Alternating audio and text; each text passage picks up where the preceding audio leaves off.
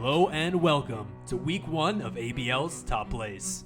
Starting us off at number 5, Moody catches the bottom lane of Polaris eSports unaware, and with a great layering of CC, Recon 5 are able to find first blood onto Jack. Jack are a little bit pushed up, and here comes Moody, lands the great cocoon into the binding onto Jack, burns the cleanse, but it's not enough. Too late, the shield not available to him yet, and first blood gonna go to Recon 5 jungle. Next up at number 4, Team Fish Taco were looking for a collapse on a No Fear eSports. Piero locks down Retem with a Blade Collar combo, setting Prowl up for a double kill.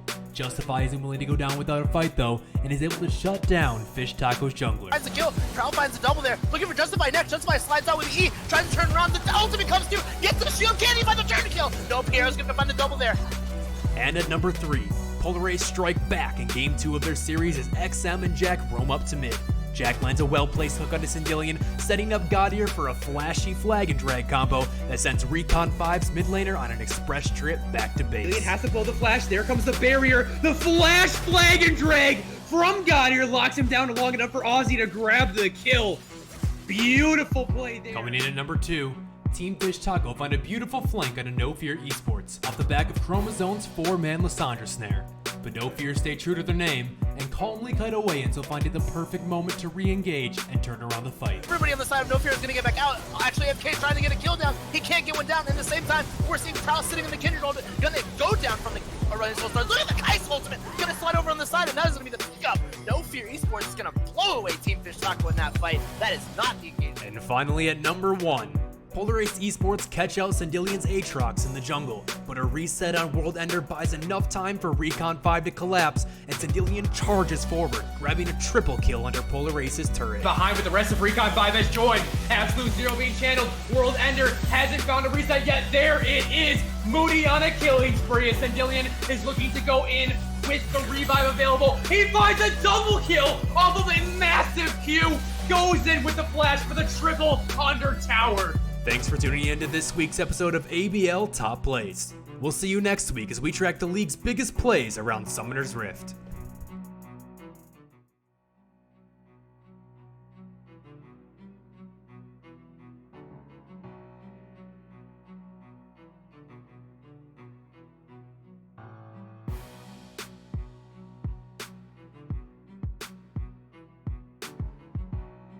What's your name? Zerathorn, if you're looking for the pronunciation. Zerathorn. Okay. It's pretty phonetic. I just Zerathorn. Okay. Because I always at a certain point I'll lead it in, and I'm your play-by-play caster Z, which then I go dead air for a second, which usually means it's someone's turn. I'm giving you a warning. I'm saying. What I'm saying is, when I lead in, I'll introduce myself, and then after I'm done, it's your turn. Yeah. To say, you. Right. We're going through the stream, by the way. I don't know if Wolf knows that.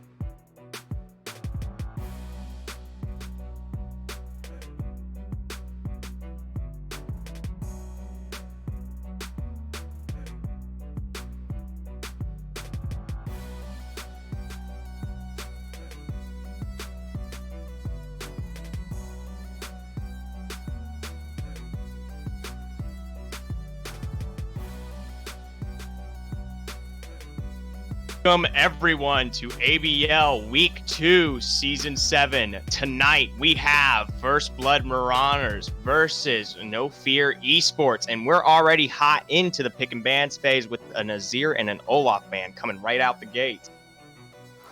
Yep, it looks like they're going to hover the Sejuani ban shortly after strong in the jungle right now, and Yuumi ban getting hovered on the other side. Pretty oppressive bot lane support. I personally hate laning against it, and I think it's a really strong pick right now. I do think it can be a really strong pick, but it has to be paired, efficiently with the right ADC. But nonetheless, I don't think we're going to even see that this game, as of course Yuumi does get finally picked and banned out here. Going to be looking to see what First Blood picks out as their third ban. We see the focus and that jungle and mid lane. Maybe they're going to be rotating again around that same area here, looking to see. They're taking their time though. Yeah, we do see a Nico come through. Yeah, Nico, pretty flexible on the side of No Fear, so I do like the ban there. They played it in a couple of different positions from what I've seen. Hovering the Lux ban as well, another pretty annoying support to lane against. It looks like they're trying to get themselves a stronger bot lane for No Fear, and a first pick Aatrox for the side of First Blood Marauders.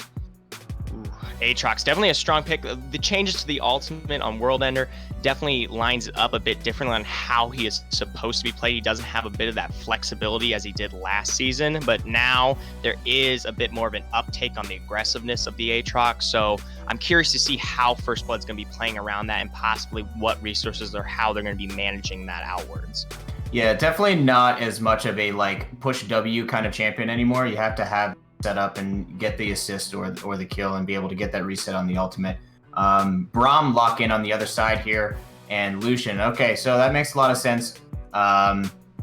They do like Lucian. They run a Lucian a lot on the side of No Fear. So Lucian Braum also just a very good lane, very quick passive proc once Braum gets his passive on any champion, and it's a lot of free damage and just a very good all-in level 2 kind of lane. Yeah, speaking of all-in level 2, it definitely looks like we may see kind of that early turnout coming here from No Fear, and that may be what they want to be looking for, especially against a strong team like First Blood, looking to shut them down early before they have the chance to really get a hold on the game. If they have that ability to do so, they're going to prevent a lot of the power that we saw last week out of First Blood. But speaking of First Blood, we do see a finished bot lane come together with the Karma and Sivir, or that Karma could be flexed to the mid lane. Yeah, I do like the flex pickup here. I imagine that will go to bottom lane. B-Tang on the side of First Blood has a habit of playing Enchantress type supports. So I do think that is the bottom lane pair there, especially since No Fear has locked in their bot lane as well. So they're comfortable. They're like, hey, we're going to run Sivir Karma. We're just going to, try and push this lane down and get them under tower so they can't go oppressive on us. And the Hecarim lock in for the side of No Fear. Yeah, definitely want to keep the oppression up on the side of No Fear here. They want to make sure that they do have their clutches on that early game set in stone. The Hecarim's a great pick, especially as he scales into the Trinity if he's going for it earlier. If he doesn't, he can flex towards a bit of a different, more tanky but less damage-oriented play style. But he's definitely going to be one of the key turning points here for the side of No Fear as they look to get around the map and shut down First Blood. Yeah, and I do like the Kayn ban here. We have the jungle pick in for No Fear, and pinching the jungle pool is a really smart play right now. Kayn ban is interesting. It's not super popular, but can be a very strong pick, depending on which build you go, whether it's Rost or Shadow Kayn. An Aurelia ban on the side of First Blood. Yeah, another Aurelia there. Shutting down what the mid lane has not yet to come through here on No Fear. Curious to see what they're going to be going for with it, because in my personal opinion, I would love to see more of a roaming mid laner kind of chosen out here on No Fear, someone that can really influence the state of the game just by making some moves across the map, because it seems like they're pinning together quite the early comp, so that would definitely play in well. Yeah, I think No Fear picking up something like the Silas would be a really smart pickup for them right now. And looks like we have a little bit of a bug with the gem select. That is a Jax ban after Kayn. Yeah, interesting picks there. And the Camille ban on the side of First Blood. Camille, I've been seeing it in ABL, and I'm a little confused because I don't think Camille's in a great spot right now, but some top laners here like to play it, and looks like an Akali hover, maybe Gnar. Nothing a lot of things. quite picked out just yet. This top player's flexing it. Oh, I would love to see a Fiora come through there. That would be an interesting duelist kind of match. And in the top blind? lane. Oh, Fiora blind. Fiora Okay. blind. Because you can technically flex Aatrox into the jungle, right? So you're not 100% sure that that's going to be a top lane, but with the Gragas hover, it's looking like that's going to be an Aatrox top. Fiora, I haven't seen in a while, and that is Kiana. Wow, so we're running Kiana in the mid lane here on First Blood. New champion just came out. Curious to see if First Blood DTS has it under his belt quite yet.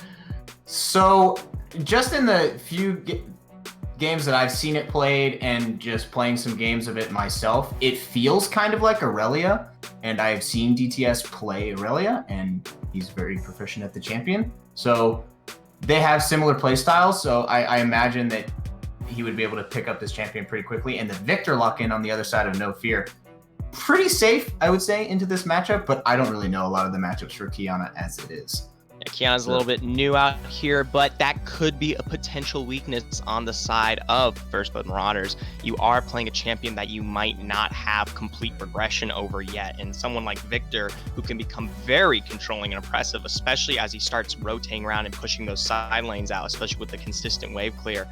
You know, it can be something that you will have to respond to eventually. And if you don't have a 100% complete understanding of how to manage that lane out and how to manage the XP and pressure, you might be giving up a bit too much here to No Fear. Yeah, and especially since Kiana is melee and Victor having the range advantage, there are a lot of other mages that outrange Victor, which can have him struggle in some other lanes. But the fact that he does have this range advantage and, you know, has the laser and the Q to be able to trade efficiently can be pretty easy for Victor to control this mid lane.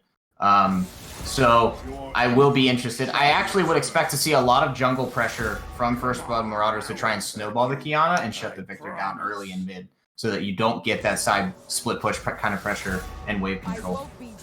It'll be interesting to see if that comes to fruition there, especially with Gragas as the pick here.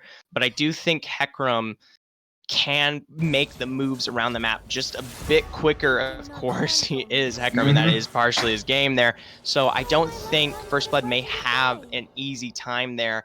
We'll really be looking to see if they're able to withstand a bit of the early game pressure and then kind of lead that into their mid to late game where they're obviously much better set up and prepared for a great team fight or a contention around any of the objectives. No Fear is really looking to try to get their grab around that early weakness of First Blood.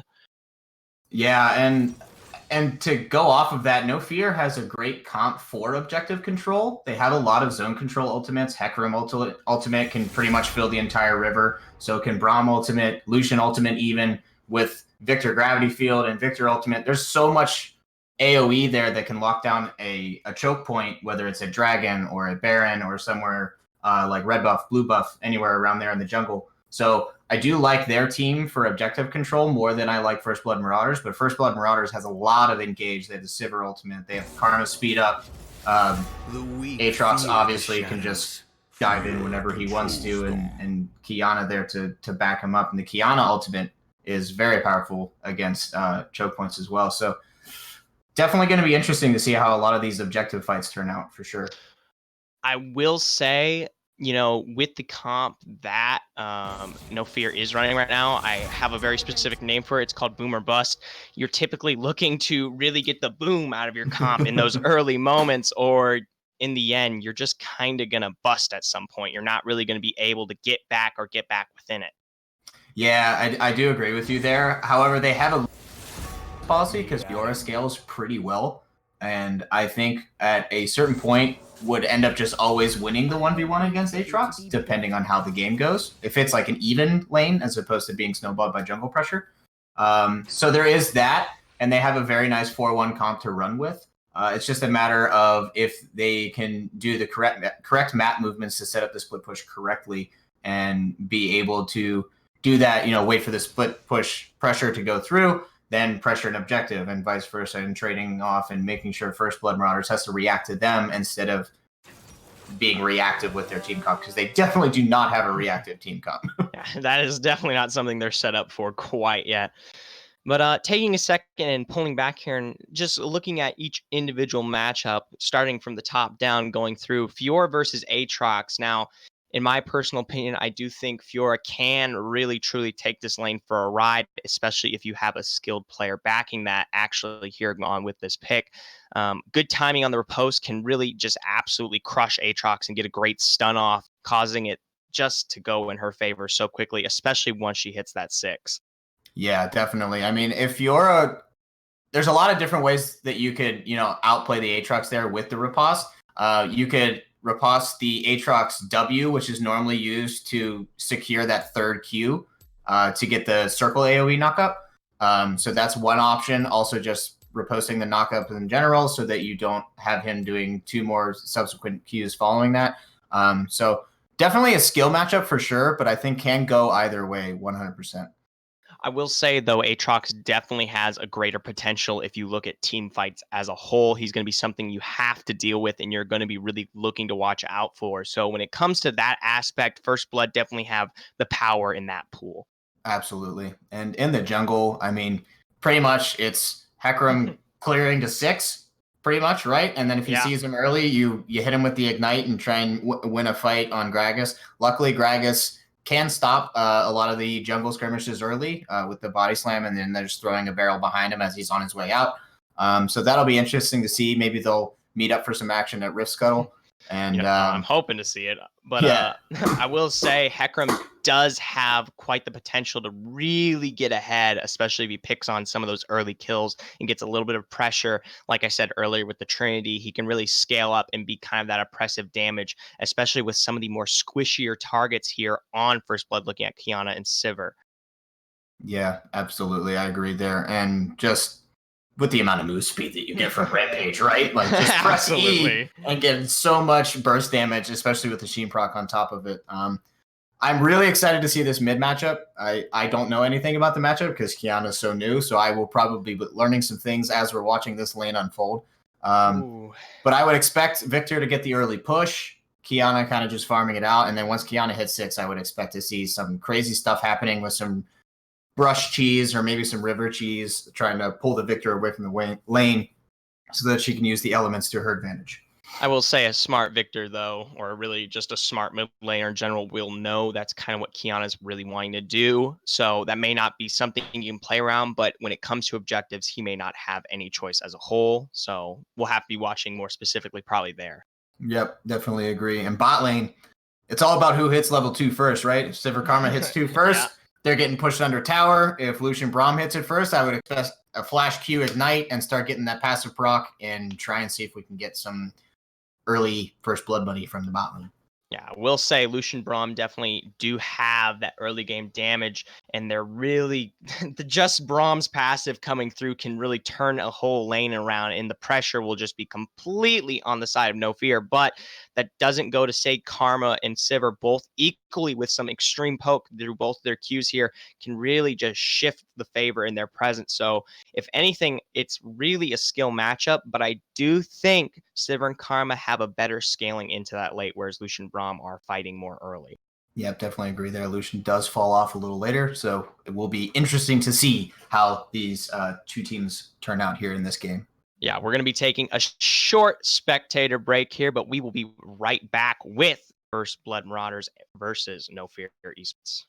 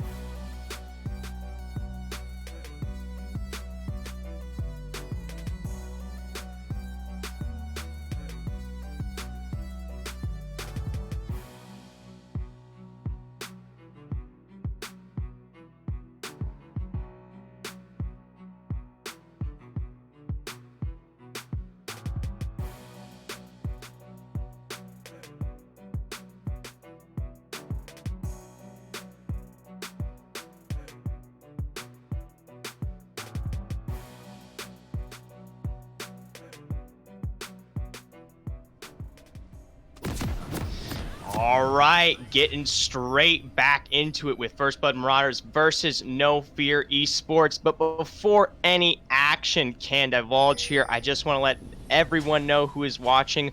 We would love and appreciate it if you guys throw out a follow, or if you give a little bit of that subscriber love, or any donations. It of course goes directly to everyone here on the productions team, and we appreciate anything and everything all of y'all do for us. Yeah, please do. Hashtag heart, hashtag support. A little bit of damage up in the top lane. Tibbs taking a bit, goes in that bush. No vision, but very early back here. So definitely going to come back to the lane full health. Yep, definitely smart. And an interesting keystone choice for Tibbs here. He went Grasp instead of Conqueror or even Electrocute that I've seen sometimes on Aatrox. So I don't really see Aatrox auto attack that much, but I guess when he finally does with the passive on top of the Grasp proc, that would be a lot of damage and a little bit of healing as well. So will be interesting to see how that plays out for him in top. And by the way, just because this was not said yet, because we launched so quickly there in the beginning, I am your play-by-play caster for the night, Z. And I am your color caster, Zerathorn. We didn't get to do introductions, unfortunately. And we're going to be looking to see how this game plays out. Both teams here starting the red side, of course. A lot of more XP on this side here. We're seeing a lot of teams starting red side from now on because of the just extra XP that comes out of Krugs and Raptors as the game scales up. Yeah, Ooh, Tibbs getting a little bit of damage here.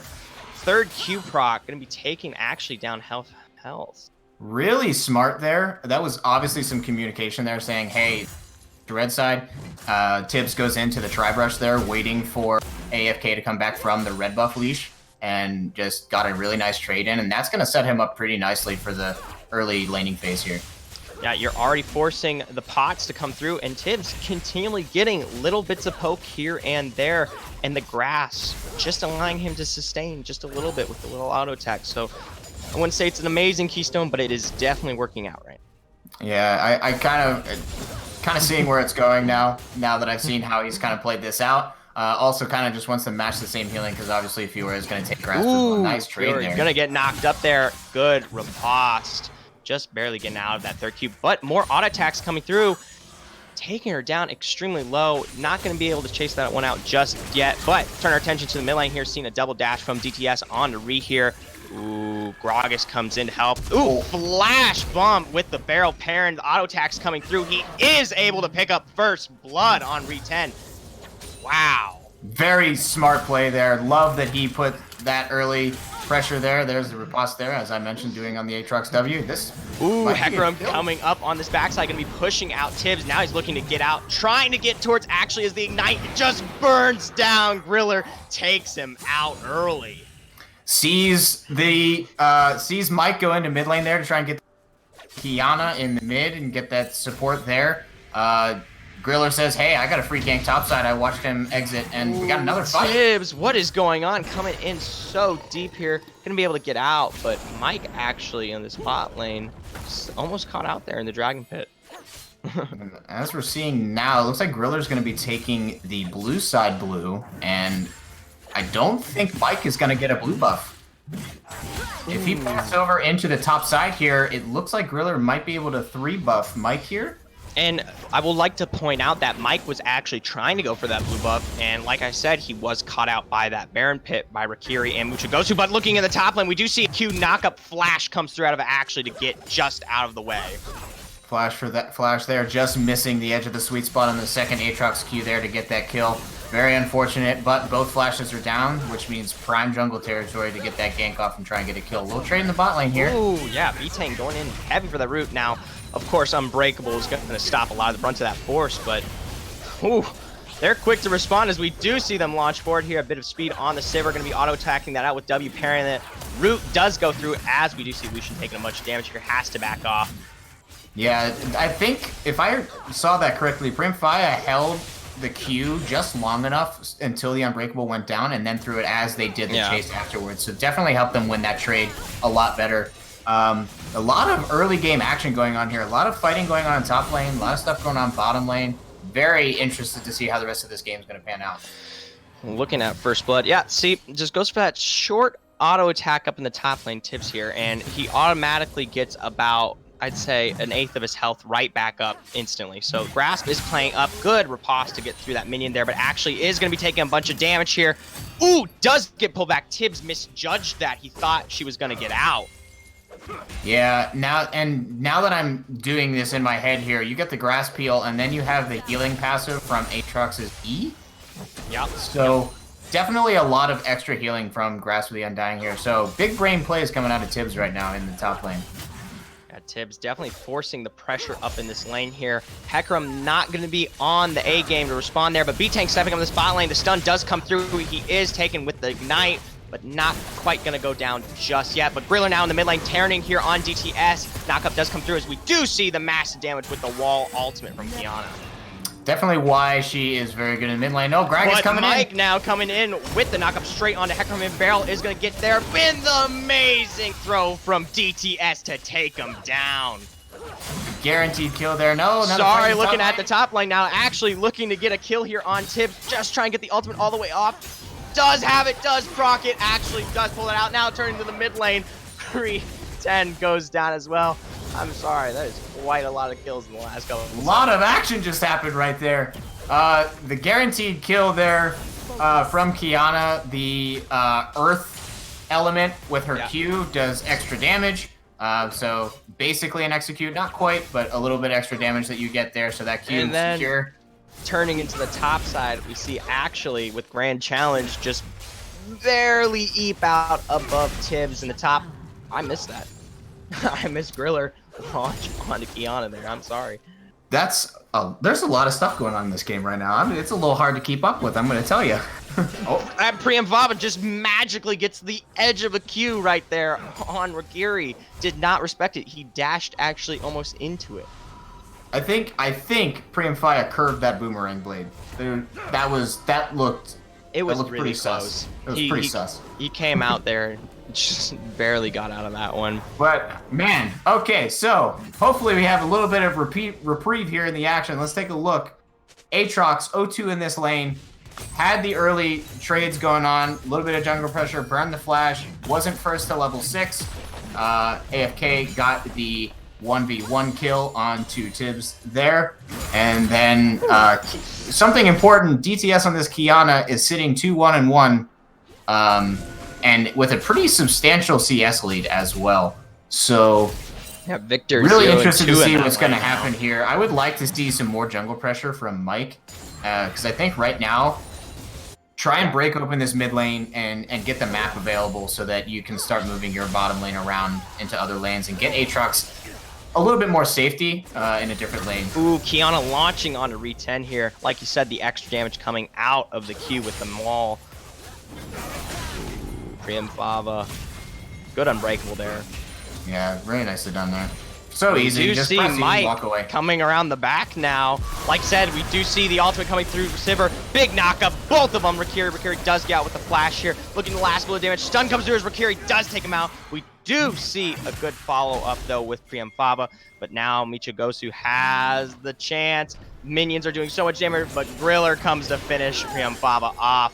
Turn our attention to the top lane. We do see the duel coming through as actually takes down Tibbs.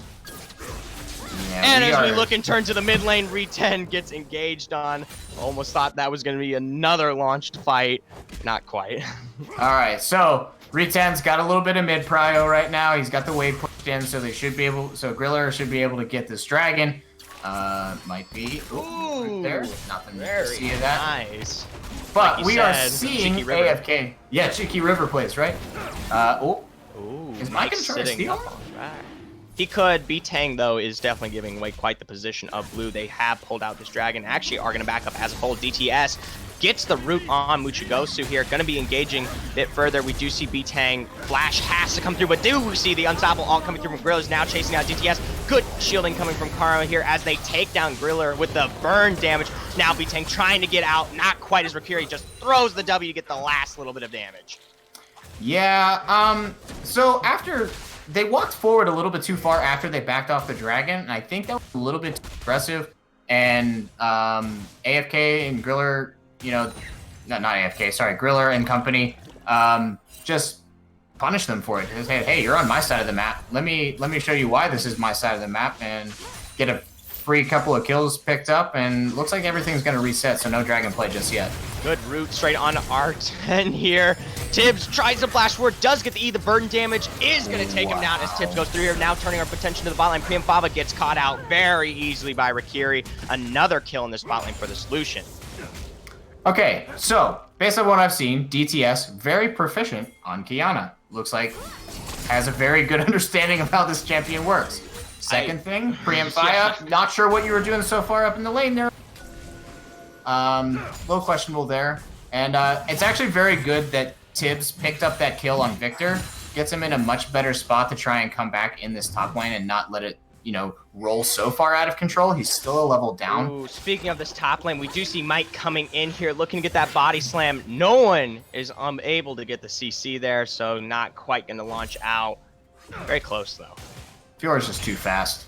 Has a phage already. I think out of the ward and got the phage going, and then just queued away and walked out of this gank. But it looks like Griller might be trying to sneak a dragon here, and then he hit the ward, so never mind.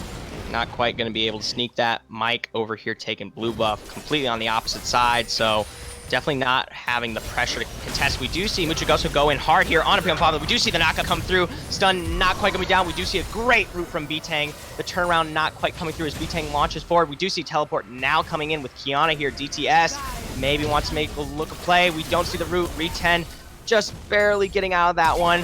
DTS coming in with the supreme natural talent to take out Re-10, but now Griller looking to see if he can come in and make a little bit of a save here. B-Tang coming through with the root, not quite. DTS burning down just a little bit. Teleport coming through. We do see Aatrox coming through here. Griller's able to get out, but Muchagoso is not recarried in this backline, getting taken out. We do have full World Ender now completely through on this chase with 5 people in the bot lane.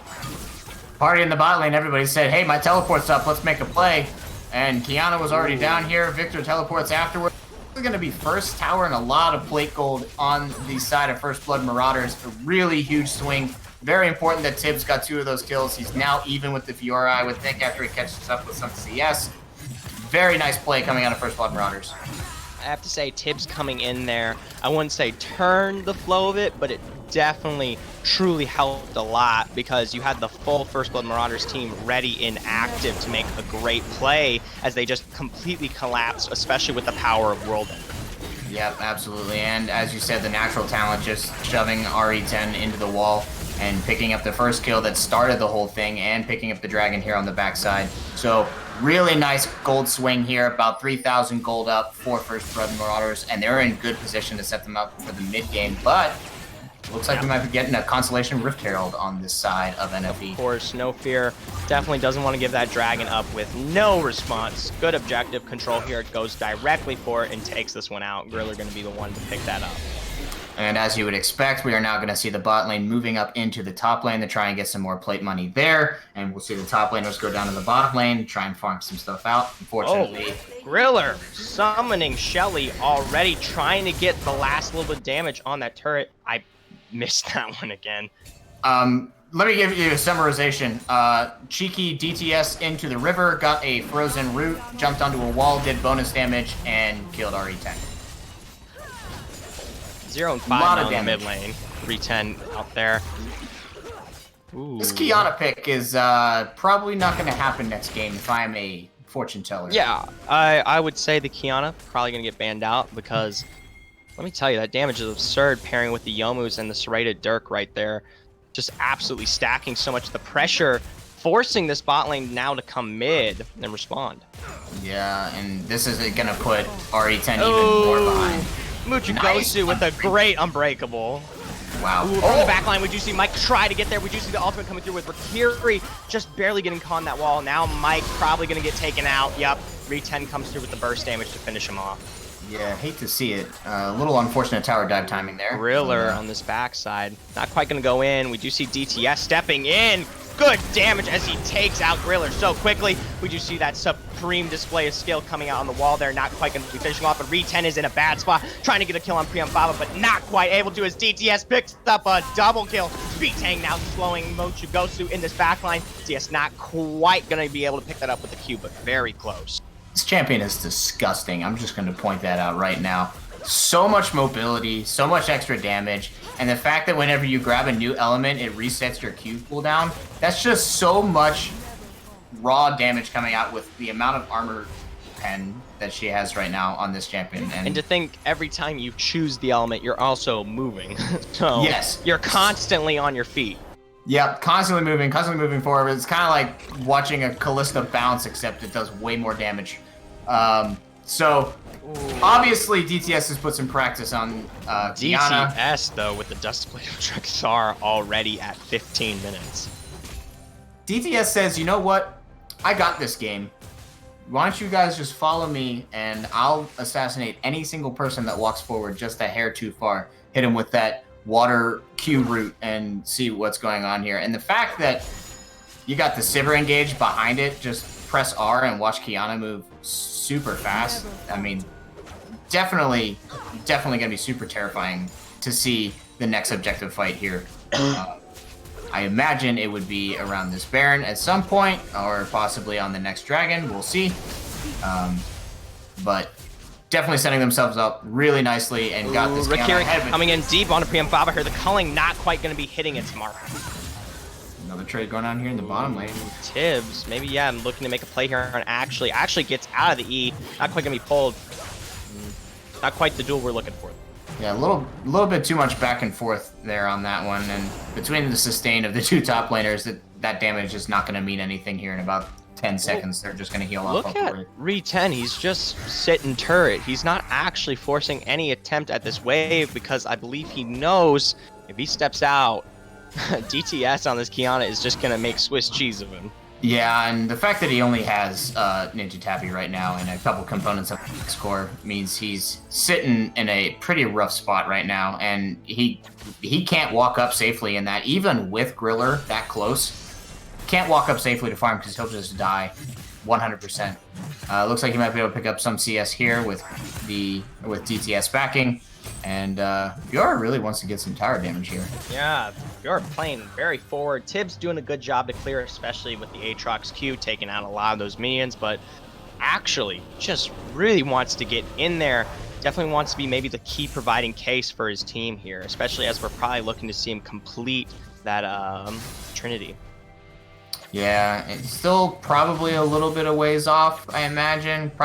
That's probably why he's so greedy. Rikiri maybe going to get caught out here. The root definitely comes through. He is going to be taking a ton of damage. Kiana launches forward here. Does finish him off with the Ignite. Swag Ignite there at the end after all that burst damage coming through. And just picks up another kill. Now, I will say... here. Uh-oh. Oh, it's, yeah, positioning around this Inferno. Ooh, DTS is going to be launching in this battle line. Mucho Gosu comes through with the ultimate to knock him up. DTS looking to get forward here. The ultimate Supreme Talent ability does its damage as Mucho Gosu does go down. I am learning so many things about Kiana. So, if your ultimate hits the wall, it still does the second proc, even if you don't get the knockup. So it does the extra damage, able to pick up the kill there on Mucho Gosu. And now picking up an Infernal Dragon on the other side of this. This is going to make Kiana so strong right now with this Infernal Drake on top of everything. And with how far ahead DTS is. I mean, holy cow. What a game. Absolutely disgusting. Picking up Kiana, looking to move very quickly, trying to get to Re10 here in the top side. Not quite, but going to be clearing that wave here. Yeah, and First Blood Marauders has very nice ward coverage here on the top side of the map with Baron coming up in about a minute. I would expect that they're going to try and set something up here very soon. But Griller and Rikiri look like they're going to try and scout some wards out over here, see if they got any vision to get. And AFK getting that last minion there. Hopefully that's the Trinity Force money there. Yeah, hopefully that would be the thing that launches AFK probably back into a setting where he can make some things work for his team. Ooh, DTS in this backline here, gonna get the speed buff from Sivir.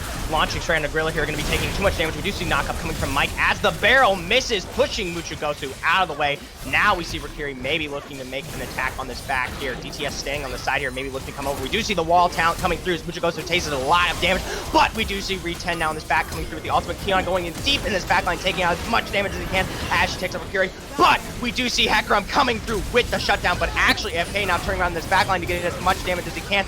Almost gonna be able to take out B-Tang. He does with his Endless Assault. Mike getting taken out on the top as well. Now Tibbs looking to make it a quick escape here if he's gonna be able to get out. Actually doing a little bit of damage, just barely. Now we see World Ender coming through his grills. No one wants to go in too deep, but Tibbs is gonna be launching himself onto Ashley here. With each Q, he does manage to take him out. Now Griller does not have an escape. He's already used Rampage. Does go down as well for a double kill. But that's not it. Tibbs is looking aggressive. Re10 is just barely trying to get out here. Gets a little bit of the speed buff from Red. Oh, Re10 does not want to give this one up quite yet. Tibbs coming through. Good steal from Re10, but it's not going to be enough. All the stun comes through. Tibbs does not want it. He flashes forward. Re10 looking to get under this turret. He's not quite able to as Tibbs takes the red buff back. What a extended fight. All to find out just to come back to reset vision. No, are they rushing Baron? Oh no, they're going Baron! First Blood turns to Baron right after all of that. Tibbs makes this fight last so long that everybody respawns and they go, you know what, guys? Let's just rush Baron because they're all respawning too and there's no way they can get here in time. And Tibbs picks up the kill on RE10. This is a free Baron. Yep, there you go. Free Baron. First Blood now has complete ability to force this one down.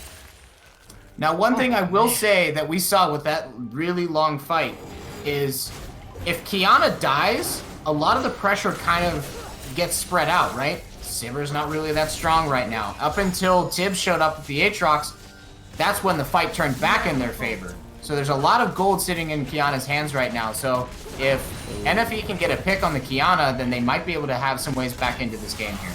Yeah. I will say, actually, though, I know we were talking a lot about the Aatrox, but even still here, actually does a ton of damage. Good trades coming out. No one quite going to be doing a lasting standing damage there. Tibbs does want this, though. Definitely pushing his luck there.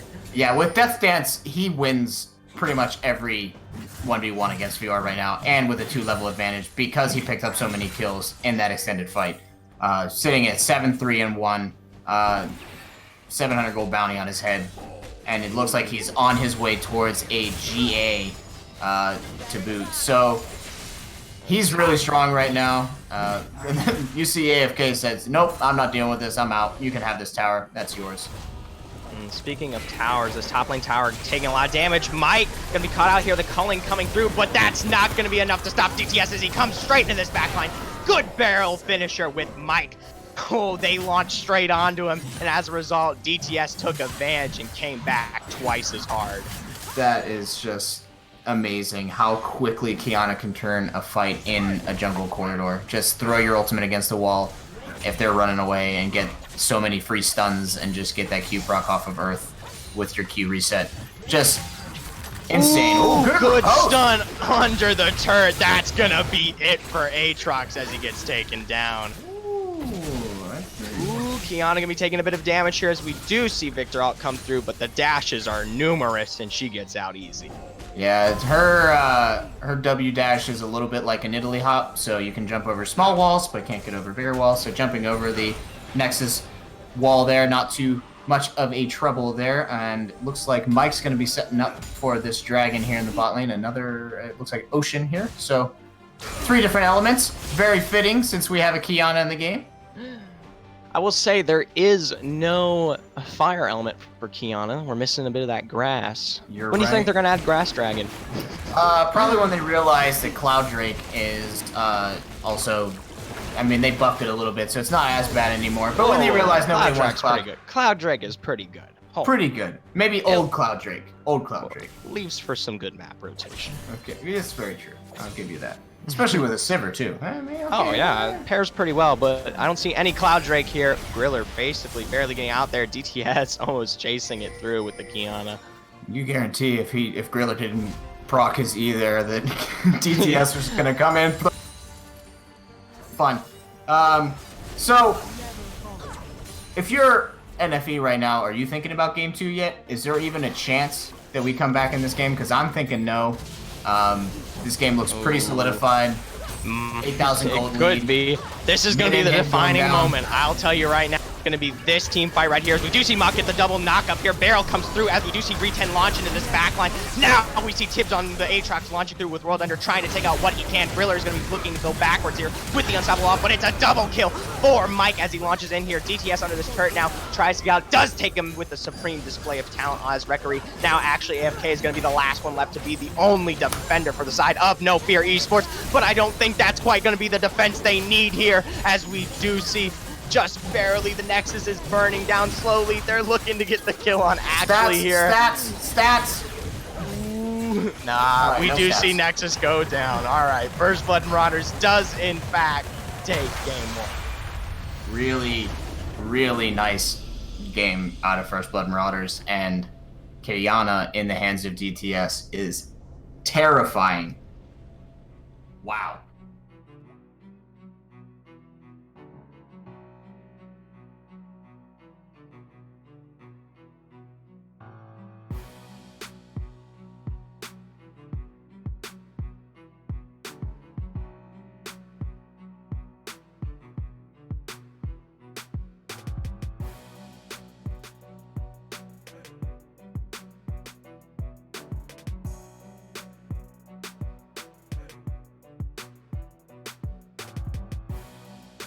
On this champion.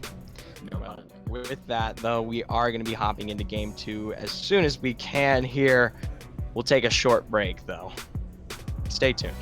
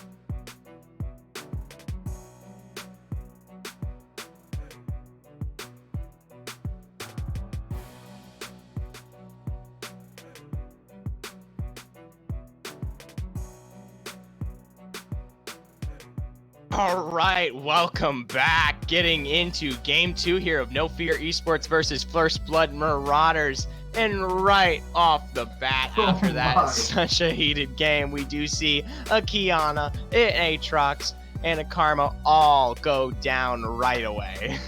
NFE says, you know that comp you just ran? You're not running it again. We hated it. Kiana's gone. Aatrox is gone. Oh, they switched it to a Lux ban. Okay, so that's a little bit different, but really fast bans coming out of here. Sejuani, Azir, Nico on the side of FBM, Kiana, Aatrox, Lux, and looks like NFE is going to first pick the Olaf here for the jungle. Now, that's got quite a bit of pressure, especially pairing with the, the rune that makes you move very fast with Predator. Thank you. Predator. That would be the one you're looking for. Thank you, Zara. That's why we have color casters. Absolutely. Your Predator is going to definitely work out in their favor. First Blood Marauders pairs it again with the same bot lane. Sivir and Karma are going to be rejoiced again here. Yeah, the Lux switch on the ban there leaves that same bot lane back up. Worked pretty well for them. They were pretty safe when there wasn't anything going down. That is a Draven. Oh. Draven Zyra. Okay, that's annoying. I'm just gonna point that out there. Draven can walk up for free. Oh my goodness. Last game we had the early Lucian Braum, and that's considered pretty early. That's pretty aggressive. That's level 2 early. Yeah. No Fear Esports decided that's not enough. That's not enough. If we're gonna go hard, we gotta go hard. And now we're seeing the Draven in Zyra. Draven Zyra, probably one of the strongest level 1 lanes I can think of in bot. And a Lee Sin pickup on the side for First Blood Marauders. Interesting. A lot of other junglers available, like Rek'Sai comes to mind. But taking prioritization on the Lee Sin pick here, because you can't really kick Olaf away when he's ulting. It's a little questionable for me, but the Fiora ban on the side of First Blood Marauders doesn't want to have to deal with that early game. And NFE hovering the Kennen ban here, which is interesting. You know, I'm curious to see what No Fear Esports is truly strong in. Because we all have a clear understanding that First Blood Marauders definitely has just a very clear and concise understanding of not only what they're playing, but also making movements around the map as a team as a whole. I'm curious to see how No Fear Esports is really going to play out against them and what they're really looking to capitalize on. Where is their strengths? I know we see some strong picks. We see the Draven, we see the Olaf. These are picks that can really come together and be so aggressive, but I'm curious to see if that's truly something that they excel at, or is that just what they're running towards? Yeah, I don't know. It just seems like they have all the tools in the box to be able to do something and then don't pull the trigger. Maybe they're too scared. They're not confident in the kind of play that they want to call. They're not setting up waves properly. It could be a lot of things. But the blank ban there is a Jax ban. Looks like Jax is having some issues in Pro Draft today. Renekton ban on the side of NFE as well. And the Urgot ban on the other side of First Blood Marauders. So a little bit more of a top lane pinch this game as opposed to I think there was a slight jungle pinch last pick ban. And the Camille pickup for First Blood Marauders. Now, if I'm NFE here, I pick Poppy. That's what I would pick. We'll have to see. It has a mass potential, but I don't know. Of course, it definitely has that movement that you're really looking for, especially with the W, where you're canceling out a lot of the accessibility of First Blood Marauders, but it leaves a lot to almost want. Ooh. This is AoE. This is AoE. If they lock in this Kennen, there is a lot of teamfight presence on the side of No Fury Esports. And with the Zyra ultimate, Draven ultimate, Orianna ultimate, Kennen ultimate, especially if he goes AP, if it's on hit, it could be a little different. But still, a lot of AoE teamfight objective control. Just a press R comp coming out of NFE right now. And we'll see what First Blood Marauders rounds out their comp with. Looks like we need a mid pick unless they flex the Camille into mid. Well, Ken and Orianna, like you said, definitely going to be making some of the team fights for No Fear Esports here. I definitely am curious to see, because now we've got kind of a different look. Oh, DTS probably going to be pulling through with the Akali now. Curious yeah. to see how he plays around that, though. So Akali early obviously won't do that great into Orianna or range advantage into the melee matchup of Akali, but will be interesting to see how he plays it out. I wonder if he'll take a keystone like Fleet Footwork and just kind of sustain through the lane, grab a Corrupting Pot, get an early Vamp Scepter, and just farm his way up to 6. It's a very common playstyle that I see from Akali's when playing in mid and even in top lane as well. FBM has what looks like a 1-3-1 comp to me, and they're just going to try and split NFE away from the map, which is good because NFE has a all team fight comp, and the best way to get away from a team fight comp is to split them across different parts of the map. So really smart pick ban phase here from First Blood Marauders, I think. Well, I do think it's going to turn out quite interesting, especially now that we're seeing not so much of a boom and burst comp anymore out of No Fear Esports, but they're definitely playing something where they want to be the initiator. I do think that First Blood Marauders had them on kind of the back foot the entire game. They were completely reactionary. And now if No Fear Esports is really looking to see what they can do, this is a chance for them to show that they do have the potential to be that proactive movement on their team. So I'm curious to see what they're going to be pulling through here with the shockwaves, or, you know, Kennen with his ult, Orianna, of course, hers, or maybe even early, Olaf comes in with the Predator, like I said, and really turns the tides. Olaf clears really fast, and I would like him to start on the blue side, clear all the way down to red, and then get his Predator by, and then go lane gank bottom or something, because you have Draven Zyra. If Zyra lands a snare, Draven gets the knockback, plus the Draven spinning axe's extra damage. That's almost, I'm willing to say, a guaranteed kill or a guaranteed summoner spell. And if you try and get this Draven going and get him to cash in those stacks, it could bring NFE to the point back in the driver's seat like First Blood Marauders was in game 1. So they have the tools, and even with a TP play from Kennen, the Slicing Maelstrom is a very powerful ultimate. And in combination with Zyra's Wild Growth and not Wild Growth, that's Lulu's ultimate. I can't remember the name of Zyra's ultimate right now. And Shockwave, you that's just so much AoE, so much crowd control, a lot of knockups, a lot of stuns, and it's just super easy for them to team fight. But like I said, First Blood Marauders, if they set up the split push correctly, very easy for them to keep the team fight away from everybody and get picks around the map and try and just get the assassination kills. I will say, First Blood Marauder does, you just brought up a fantastic point. The fact that First Blood Marauder has quite the insane pick comp. I don't care if it's Lee Sin, Camille, or Akali, or even the bot lane pairing together. It's going to be more of a later there, but they're definitely in the potential running too. Each of these champions has such a strong probability to come through and just deal an oppressive amount of damage to someone who's caught out. I mean, if No Fear Esports finds themselves in a tussle with Vision, or they find themselves just kind of not quite on the same wavelength in terms of team play, there's going to be a chance that we see the Kennen have to waste the ultimate because he's picked over on the side lane or something like that before a massive team fight. Or Zyra goes into ward alone and Akali's sitting there waiting in the bush and just one-shots you because, one, you're Zyra and you're one of the squishiest champions in the game, and two, it's Akali who has a lot of burst damage and can pretty much assassinate anybody. So they have to play, NFE has to play very smart, very slow, and make sure that they know where everybody on First Blood Marauders is on the map before they even cross the center river. Because if they go too far up without any knowledge, 100%, I agree with you.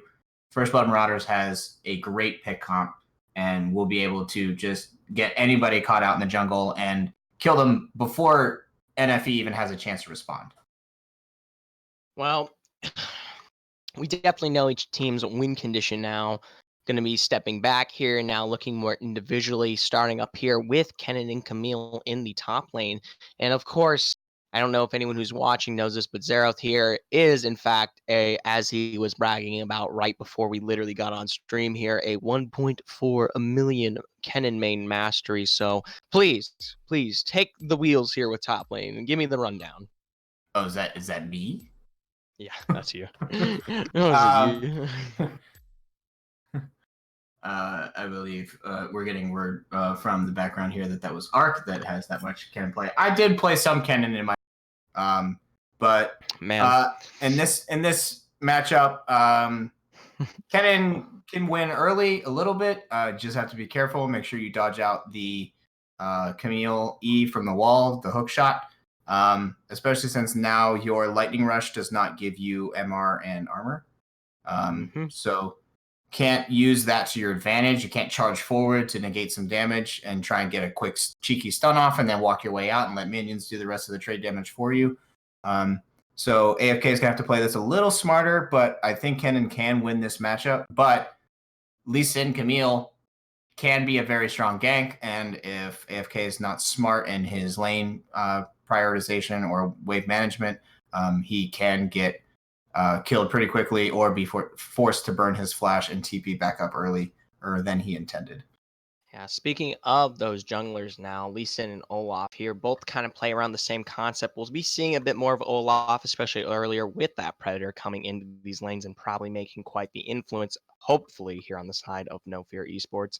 Lee Sin does also have that potential capability, especially as we get to the more team fight or more objective-oriented phase of the game, picking out those targets and really pulling them back and making sure that First Blood Marauders gets the hit earlier, out of the way, said and done.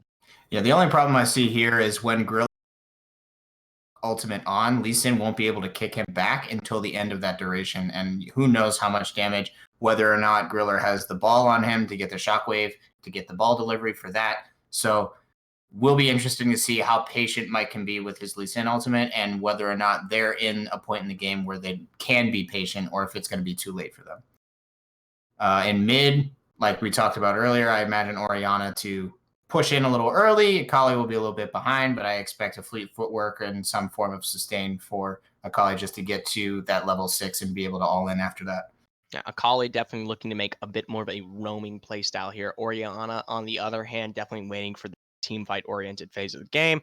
Going to be playing through with the shockwave, relying on her teammates to set something up rather than being that aggressor. Yep, and bot lane, I mean, if Mucho Gosu lands a root, Draven's going to get a lot of damage off, force a summoner spell, and yeah, may even cash in early on some of those stacks after catching a few spinning axes from some minions. So at this point, again, I would say whoever hits 2 first, I believe last game it was First Blood Marauders hitting 2 first and getting the early push would set them up pretty nicely. But will remain to be seen to see what kind of bot lane pressure we get here with the Draven pick for Mercury. All right, every team is set up here. We are out of spectator delay, so we're going to be taking a short break as we get into game here. We'll be right back. Stay tuned.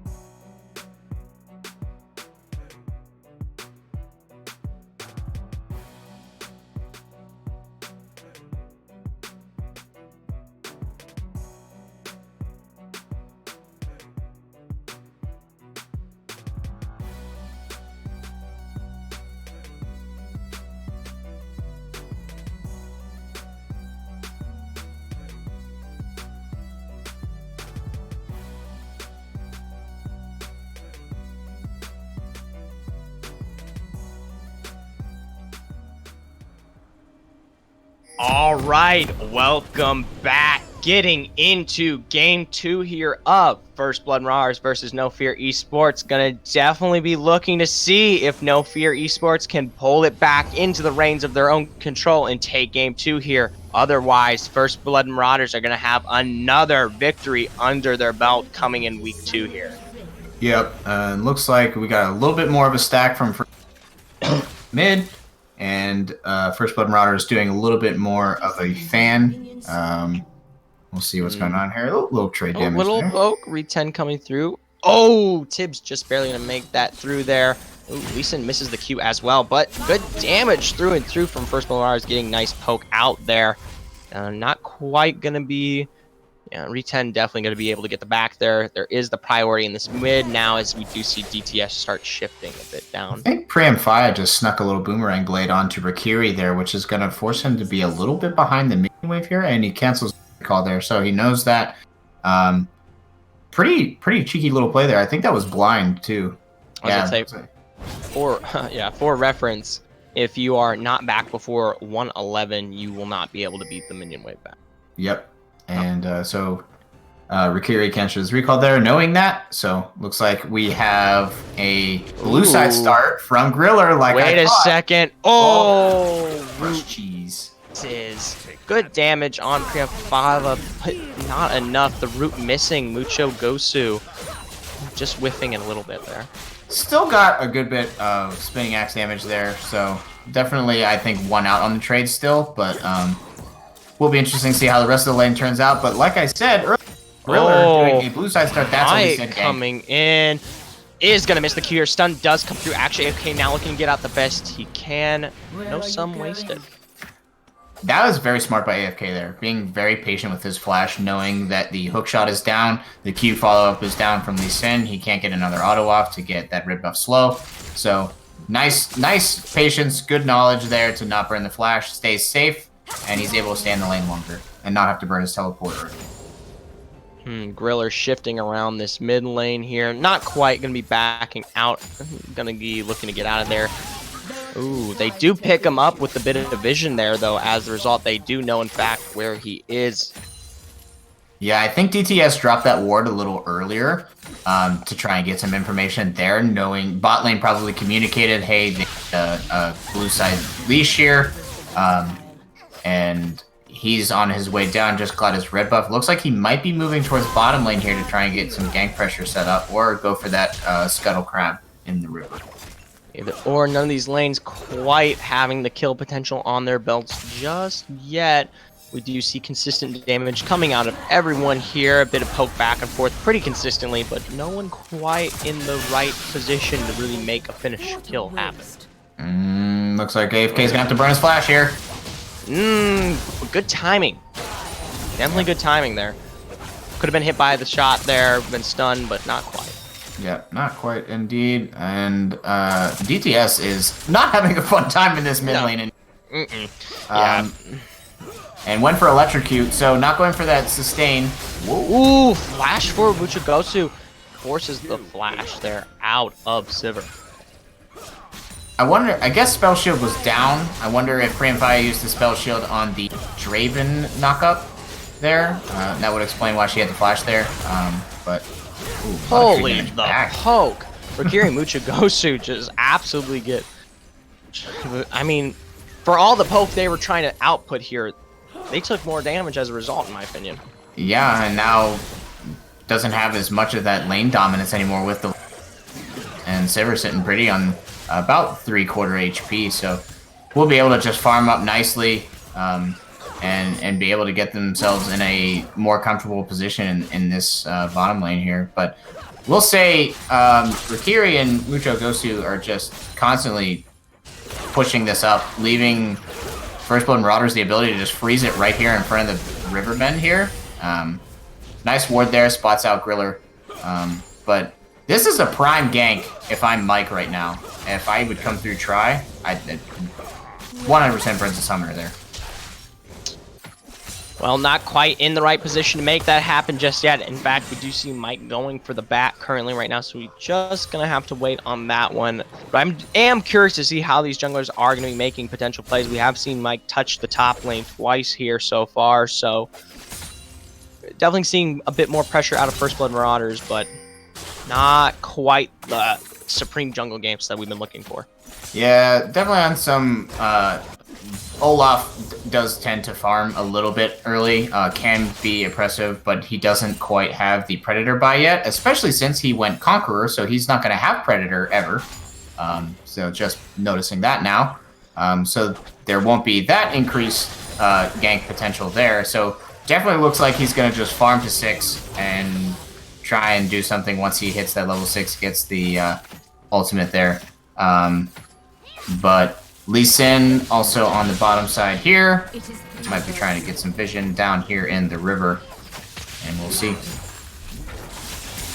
No, not quite setting up vision yet, but is making a move on this mid lane here.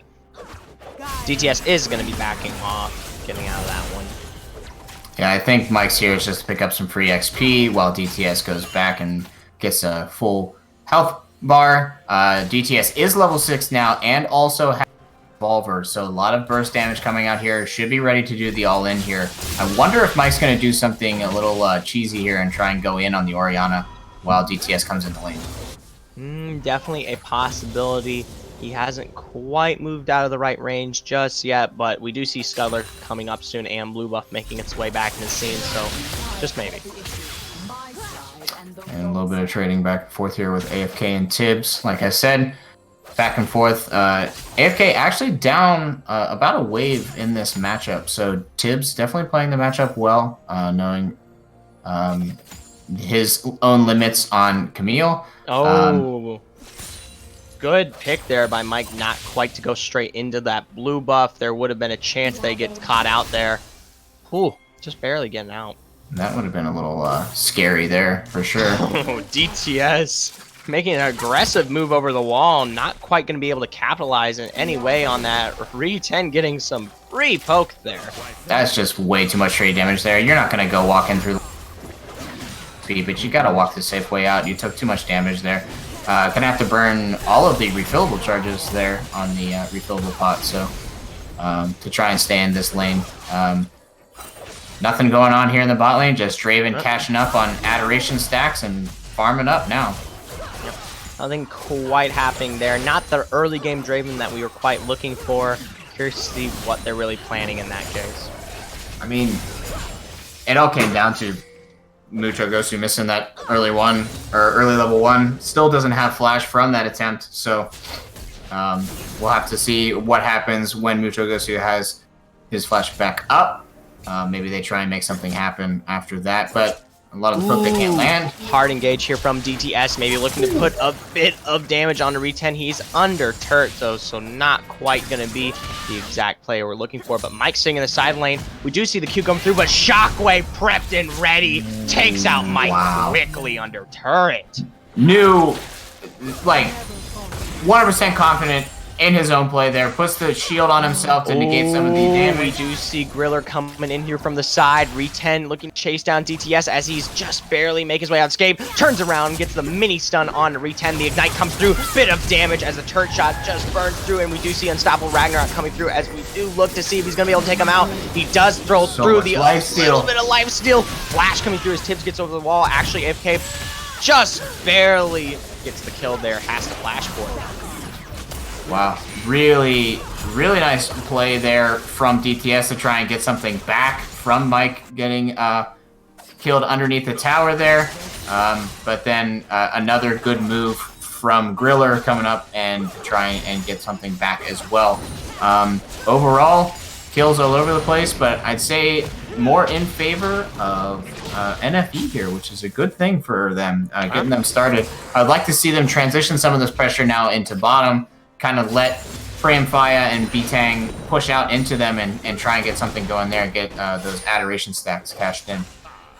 Yeah, definitely want to see better wave management out of Rakiri in the future if we do see him on the field here. Currently, we are not really seeing a great management as a whole. he's not really keeping any sense of what to look out for. As a result, he continually pushes his way into turret. Ooh, Yeah. Mike almost making a play here on Re10. Oh.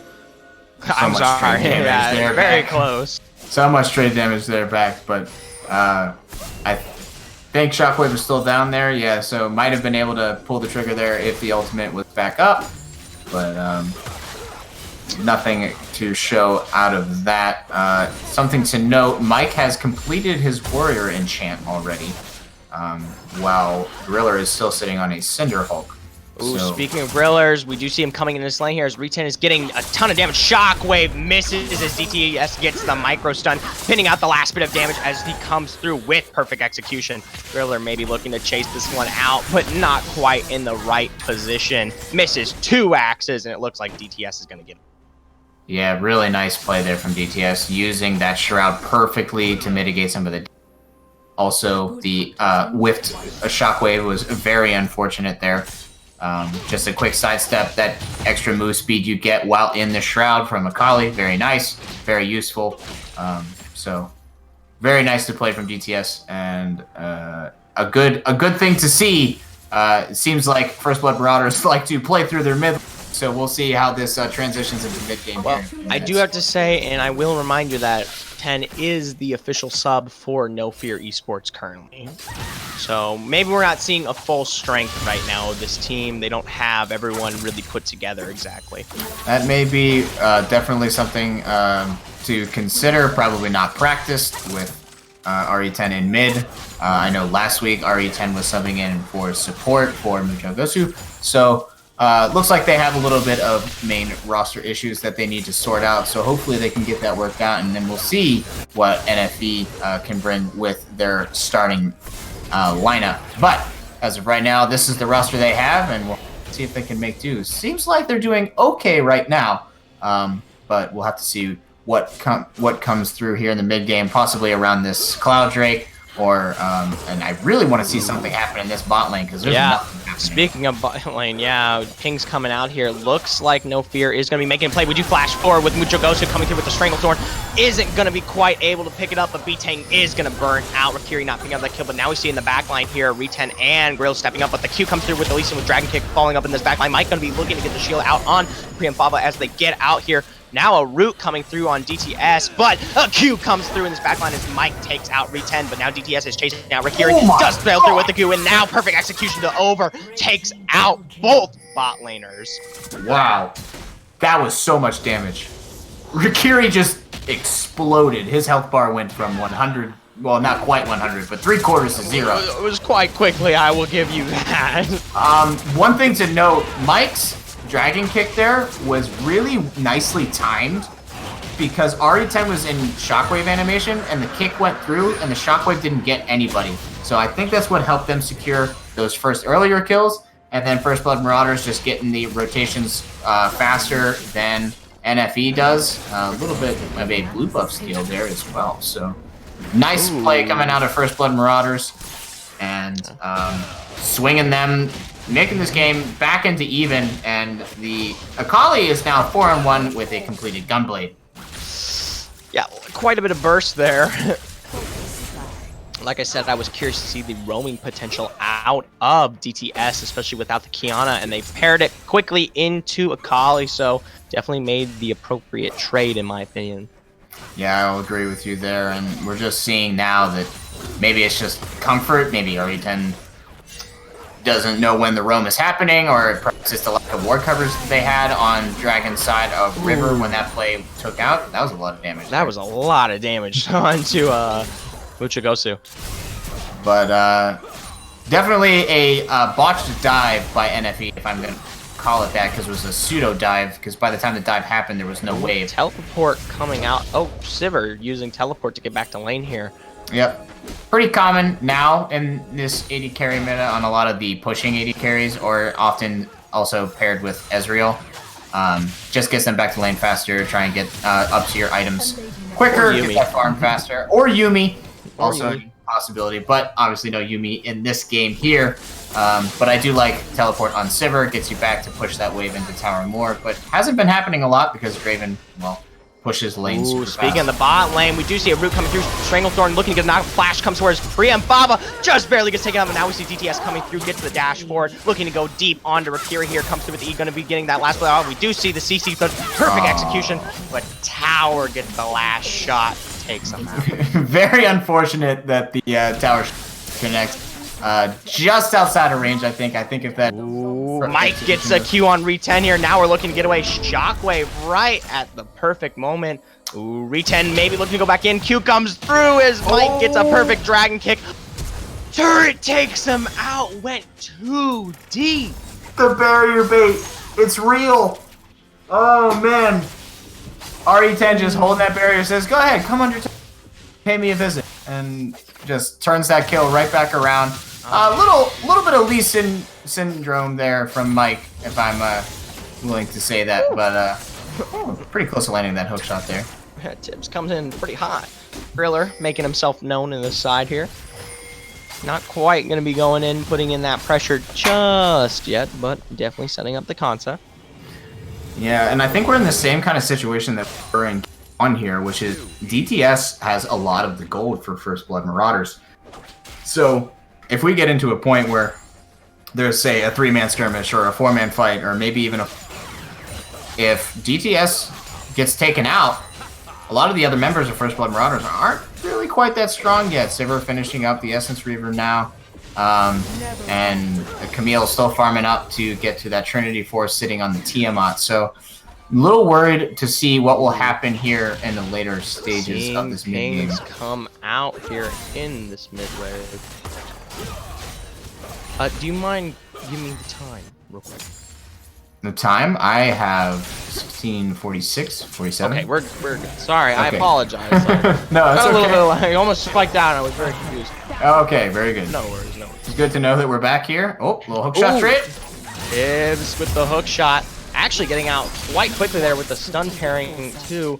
Ooh, goes back in. Slicing Maelstrom, gonna get the stun. Ooh, not quite. Ooh, switch to mid lane real quick. We do a shockwave. See DTS get a kill on Re-10. As we do see Griller almost finish off here with actually in the top side. Ooh, Mike coming up on this back line. Does land the Q. Is going to be able to take out Griller here. Double kill for the side of First Blood Marauders. 2 for 1. Yeah, just some more back and forth happening a little later in the game now, but we're back to this constant action going on back and forth here. Very nice dive there by AFK and Griller, but good job on Mike to come up and try and turn something away on the backside of there. Maybe had he been a little faster to the draw, they could have done a counter gank. But Draven sending out Whirling Death there into the mid lane. I think that's to clear the wave there to try and save so that Re-10 can get there in time so that the mid tower doesn't go down. Because as soon as this mid tower goes down, DTS can run around the map and do whatever the heck he wants. I will say though, Whirling out now, so definitely a chance for First Blood to go in on the spot lane, knowing that a good source of Rakiri's damage is gone. Ooh, not quite. We do see Tibbs and DTS set up here. The root is going to come through out on Rakiri, and he's just getting collapsed. Going to be taken out by B-Tang. Rakiri and Mucho have been pushing so much that DTS only has to push in, roam up. Tibbs has to just walk down. He's not even in top anymore. His tower's gone. He said, fine. Top lane's over. I'm coming down for the bot lane party. They're going to pick up this tower now and probably pick up a dragon on the backside, but it looks like Griller's on his way down to try and make something happen here. And actually, AFK also down here. Both top laners made the run. Not quite an engage just yet, but it does look like Dragon is starting up for First Blood Marauders. They're going to be looking for that Cloud Drake right away. That's going to be a double Cloud Drake here, not a contestant in sight. Yeah, I mean, with how much pressure DTS has in mid right now, just it mid gives them a free rotation here into the Dragon. Here, the top lane and mid lane roaming down through the river to push the bottom lane of NFE back. So really nice micro there, and going on to that. Looks like we're seeing Ken stick around the spot lane. Careful, don't want to see him get collapsed. Oh, Shelly missing in the timing there, gonna get used. Ooh, actually AFK looking to make a quick escape here. Gonna be pulling through, just getting out. Karma miscue everything. Not quite. Shockwave doesn't miss, but it is spell shielded. Ooh, DTS coming up deep on this backline. Mutrogoso getting a great root with Stranglethorn to combine and pair, but the Shroud just denies so much damage. Yep, definitely. Looking at some other things here. So, things to note. AFK actually in a pretty decent spot in this top lane right now. Sitting on the Proto Belt and the Zanyas. Definitely a team fight oriented build. So hopefully they can get to that point in the game where they start doing some team fights around these objectives. But right now, First Blood Marauders is just picking and pulling them apart. And that's exactly what they want to do. We talked about it before the game started. They are truly looking to excel through their pick-pull comp. You know, they really are looking for each individual target that they can really rip apart. They're not really looking for those team fights. And as a result, they're pulling No Fear's, you know, win condition completely out of the water and saying, we don't want to play against this. Yep. And now we're just kind of seeing here, bot lane move mid. Fee, same thing for First Blood Marauders. Imagine to see some pretty easy tower damage here coming through. They may be able to pick this up on the next wave or two. We'll have to see. Thriller moving around. It's kind of a stalemate of a game right now. It seems like nobody's willing to make any moves right now. Probably just trying to set up the split push here on the side of First Blood Marauders, and we'll see what they decide to do after the wave management here. Plus, Baron is up. It's a big objective. Any failure, any miscommunication, you're giving up a key success to victory. And Tibbs' teleport is just coming up now. Bottom side, moving up to a blue buff now. So it looks like everything is in place to start setting up the 1-3-1 here for the side of First Blood Marauders. We'll see Akali in the top, 3 in mid, and Camille towards the bottom side. So they have the tools in their basket and they're ready to move, but it's a question of if NFE's ready to pull the trigger or not. We'll have to see. Not quite. No one really making quite the play forward here. Have such a quick wave clear there. No damage going to be taken on that mid lane turret, and I believe that's something we're going to see happen quite consistently here, especially if we see Sivir stay.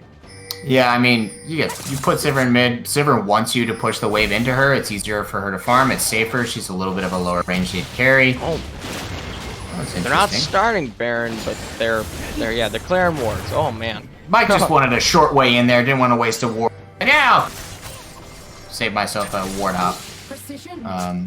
But if you keep sitting in the mid, you're not going to push into Sivir. Sivir Karma, you're never going to get that far in. I mean, Sivir's going to clear the wave and 1 W proc and a Q all the way across. Ooh, a lot of Zyra damage there. Man, to think if they just land the simple root on one of these squishy carries. Oh, Mike Mike caught out here? No, Mike not caught out there. Actually, AFK does not want to engage on that. I feel like you could have pulled the trigger on that one there a little bit. Try and get a pick and maybe set yourself up for some Baron, but I guess nobody wanted to go in on that. Now you looks like it's team fight time. You got bot lane priority, top lane almost pushing in. Almost. Might end up slow pushing. We'll have to see. So they'll be able to pick up this mid lane tower pretty easily. Yep. Mid lane turret goes down. No Fear eSports flexing their whole team. And looks like a reset here. I don't know if I like this recall here. Back in time for the Dragon setup, but it doesn't look like First Blood Marauders are going to do anything about it. No contestation, so definitely looks like they do have prio over the Dragon. Gonna look to use the Blast Cone, I assume. Oh, they're setting up, making sure the Blast Cone doesn't become a problem, especially if they go for the drag. Yep. Well, unintentional whoopsie on that one, but who's going? 2 ninjas trying to fight each other. Nothing's going on. Teleport coming through from Sivir in the mid lane, trying to get back, maybe looking to contest the drag, maybe. Yeah, I think NFE has an early prio here. They're set up. They got the. There's 100%. Yep. First Blood just backs off. They know they missed it. Gonna look to see if they can pick up this mid lane turret. As a result, we do have DTS covering the entrance here. Yeah, turret's gonna go down as well. Good positioning by DTS there. Yeah, nice job running in there, throwing the Akali E there to get the dash on RE10 and make him a little scared to step up, because 100% can probably get blown up there pretty quick. So long as no crowd control lands on DTS. Nice answer from First Blood Marauders after the Dragon to pick up the mid tower there. So really close in gold. I mean, barely a lead here for the side of NFE, getting some vision control here on the Baron side. So this game definitely a lot more slower paced than game 1. There's still been some pretty crazy scuffles, but looks like they're still trying to figure out what the exact game plan is here for each side. No direct plan coming to fruition just yet. Ooh. Actually, not quite the poke I was expecting. No, it's a Bloodthirster Draven. You're not going to do any damage on his way to victory right now. Interesting that he forwent the Zeal item before the Infinity Edge. Normally I see BT into RFC before the Infinity Edge, but maybe just wants to go for those all BF sword items as you commonly see on Draven. Different little diversion there from the build path that I've seen, but we'll have to see when he will get to that third item. Not a whole lot of cashing in, so definitely not snowballing to those items as quickly as you would expect from a Draven. Definitely still strong though. I mean, the Draven's still sitting on the IE, and I mean, it's nothing to shy away from it. No, definitely nothing to shake a stick at. Bit of contention over the wards here. DTS gonna go in deep. CC'd as they get away with Stranglethorn, but Rikiri getting ignited. Now we're gonna see the golden coming through as Brian Baba comes in to take the kill as a result. Ooh, Kennen in his backline comes through with Slicing Maelstrom with a teleport to take down B-Tang. Now the teleport coming through. Tibbs gonna look to get out very quickly. Ooh, not quite the collapse we were looking for. But Slicing Maelstrom coming at a good time, just didn't quite get as many people as we expected. Yeah, using it there to pick up the tail end of the kill there, probably because the teleport was just a little bit late, but gonna give them some mid lane priority here as a result of that, and maybe able to get some decent damage on this mid lane tower here, and set them up nicely to get some red side control here, and set themselves up really well for Baron. I don't think they're quite going to go for Baron just yet, but they are going to be keeping up those wards, especially now that they do have a bit of that prio. But Draven was taken down very quickly in that last fight, so... Yeah, death timers were pretty short, so he's back, he's ready, he's here in mid. We'll have to see. First Blood Marauders here, now just going to clear that same vision that NFE just laid out. And, the vision battle begins. I don't think it ever stopped, let me tell you. You're probably right on that one. Tibbs getting some more pressure down here in the bottom lane. I don't know. Down here, his teleport is down as well as AFK. And I think in a 4v4, First Blood Marauders is a little bit stronger depending on how much damage Draven can get on the hunt with Mike here. Flashes forward, does get the Q. Rikiri gets a bit of the CC onto Mike here, but I don't know if it's going to be enough. Yeah, Dragon Kick takes him out in the end. Very close. Nice pickup. Knows they got no flash from the earlier fight when DTS went in on him for the kill before. He's down again. They can set themselves up to get more Baron control here. Tibbs is recalling, so maybe going towards the top side there, but Mike is a little low. Mike not quite going to be set up for this Baron just yet. We do see a bunch of recalls coming out of First Blood Marauders. Looks like they're just going to be farming this out. Not quite anyone ready to really set up for them. And I will say I'm a little worried if this game goes too much later, because RE10 is on Orianna, scales very well into the late game, sitting on Loon's Echo and Morellonomicon right now. And just one good shockwave can turn the tide of this game very easily. And with Olaf and the follow-up from Mujo Gosu, Rikiri, and AFK, I don't know if I like this, you know, sitting on the back foot kind of play that we're seeing from First Blood Marauders right now, but it looks like they're setting up for Dragon here, try and get another objective for themselves. Ooh, but no fear, eSports is not going to let that slide too easily. We do see all 5 members making their way quite quickly down into position there. Ooh, DTS is going to get a double stun back on this backline. Mucho Gosu gets quickly taken down. We do see Slicing Maelstrom get a 3 stun with the pairing into Stranglethorn. Mike goes deep in his backline, gets shut down as a result. Ragnarok in this back here going to be taken as Free and Baba comes through. 310, not quite going to die as Rikiri and them step up. Ooh, but First Blood Marauders definitely gets quite a good pick out there as 3 members of No Fear are taken down. Vakiri now stepping up, the root gonna come through. Ooh, but he does take down both as a result. Tibbs getting a bit nailed too. It's a double kill, sorry. Priam Fire, what were you thinking there, man? That's a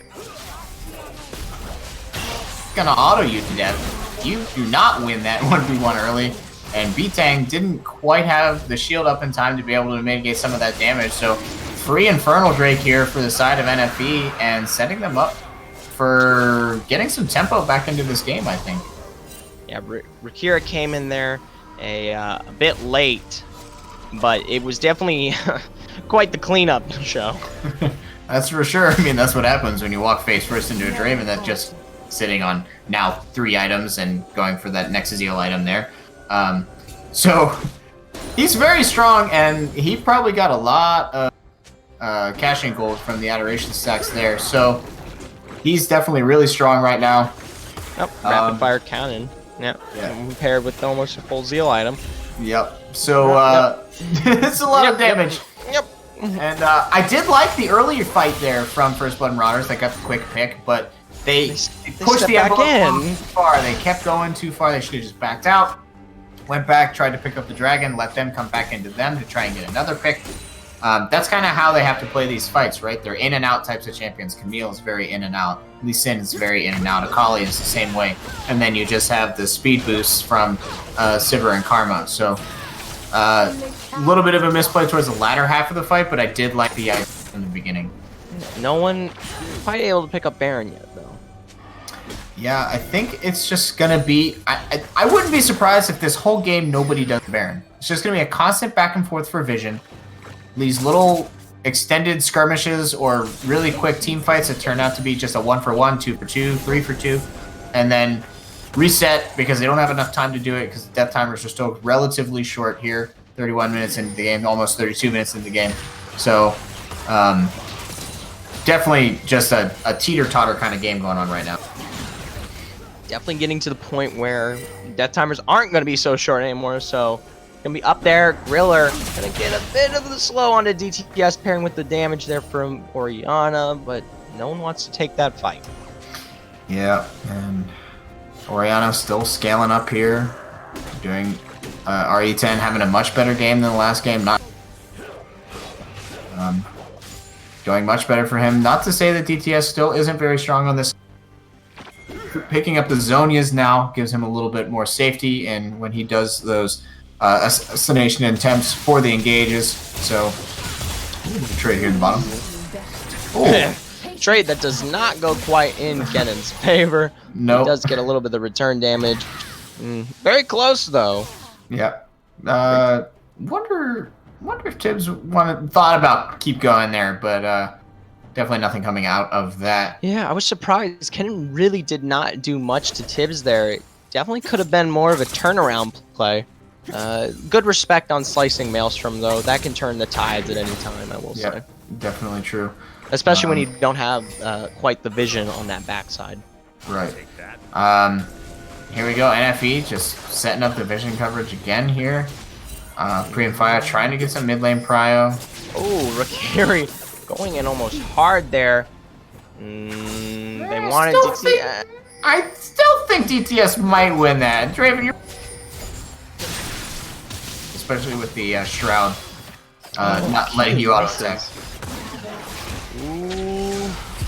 Wow, good damage coming out of Draven there. We do see he might come in onto this backside. Good shockwave as DTS is going to get caught out. Damage getting laid out, but DTS backline going to be throwing out the Q now with the golden Zonias. Not quite. Good pairing with Mike with the shield and DTS to take out Rakiri. Now we see a stun with Uchigosu. Q coming through as Mike and DTS pair to take it out with the damage. That's going to be 4 members of No Fear eSports taken down, and a Baron is started up as a result. That was perfect. Mike had a beautiful kick onto RE10 there, pushed back. The shockwave again didn't hit a whole lot of people. I think it only hit DTS in that fight. Oh, slicing Maelstrom barely hits anyone. Actually, AFK not quite gonna be able to get in there, but Tibbs is ready to re-attack. Comes in hard here, pushing actually AFK off the Baron. they're going to be able to take him out. And that's a full ace and a Baron for the side of No Fear. Yeah, that fight, they played it much better. Really panned out for them. Got the Baron as a result of it. Everyone using their cooldowns very effectively. Draven was zoned out of the fight early by DTS.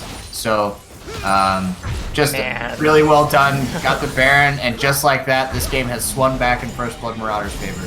Let me tell you, DTS and Mike paired so well over the wall outside of the river. They were very low, and it was just the little bit of shielding coming out of Mike there to just barely save the two of them together. Yeah, really insane being able to do that. Oh, a little bit of an Elder Dragon cheese going on here, trying to clear some vision here from Marauders. There. Not quite set up just yet. Very important that NFE contests this, I say. If First Blood Marauders gets a Elder Dragon on top of a Baron buff, that's pretty much the nail in the coffin. Ooh. So definitely need to make sure that they contest this going on. But Mike has a 2-level advantage on Griller right now, so definitely can't even smite contest this. The setup is there, and it looks like they're letting No Fear eSports in this backside. DTS going deep here, trying to pick out Rakiri. He is going to be taken out as DTS is now officially on the killing spree, taking out 2 members. Now we turn our attention back here. Griller looking to pick off Mike. He is able to shut him down with the last little bit of that auto attack. No Fear eSports going to turn their attention straight onto the Elder Drake here. 3 members of both teams are up.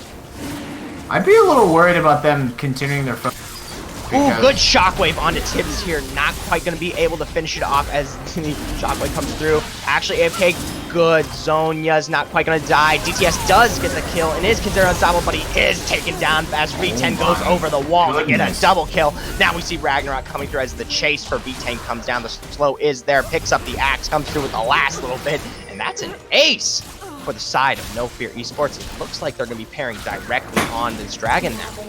Yeah, that was a lot of back and forth. At first, I thought First Blood extended, and then NFE came in and punished, and then NFE overextended, and First Blood Marauders came back.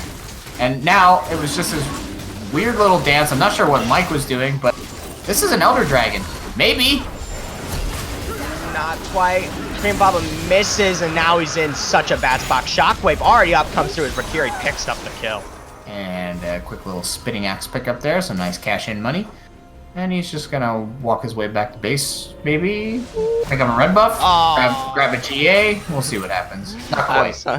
Mike almost got a little bit of the Q there on Griller, came back. Not quite. Wow. Okay, so just when I thought the First Blood Marauders were taking control back of this game, it's now going back in control of NFE. And looks like NFE is ready to fight their way and try and get themselves to go to game.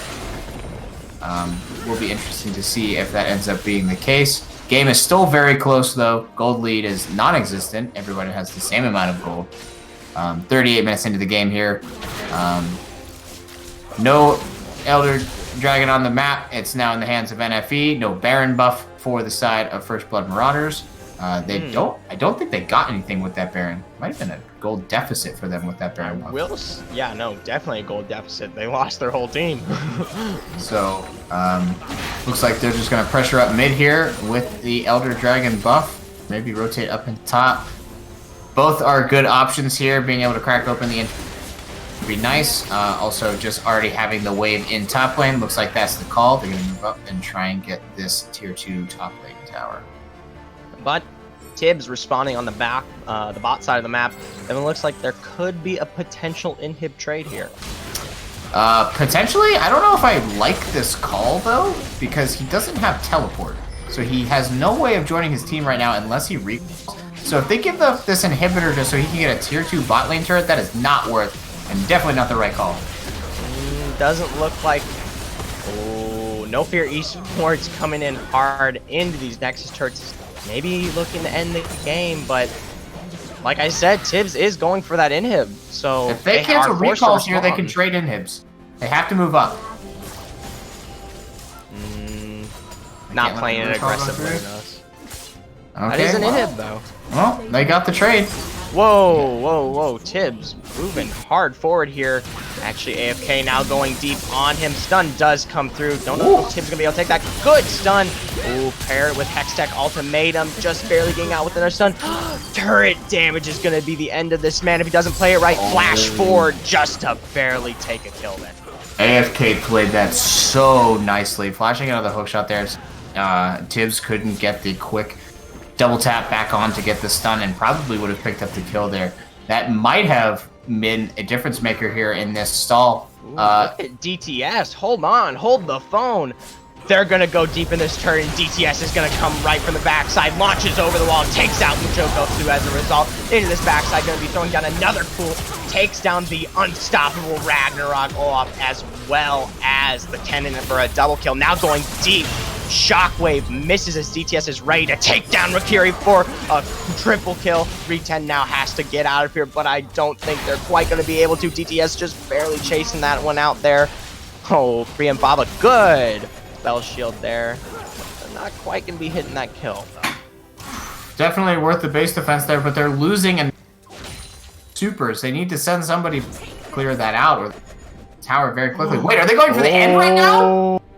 Big teleport coming through with Tibbs back in the bot lane again, pairing with the super minions. Tibbs going to be taking down the first Nexus turn. Now they're looking to turn their attention to the second one. Ooh, Retake is going to be taken down almost immediately. Mucho goes through in this backline with Hextech Ultimatum, takes him down as well. And that is game 2 in the favor of First Blood Marauders, taking the series as a whole with an incredible Nexus rush. What a big brain play. Holy cow, what a way to end the game. The backdoor after forcing the kills in mid lane, pushing down in to get that win. Wow, what a way to end the game. Holy smokes. Saves the teleport. Both of those games left me speechless.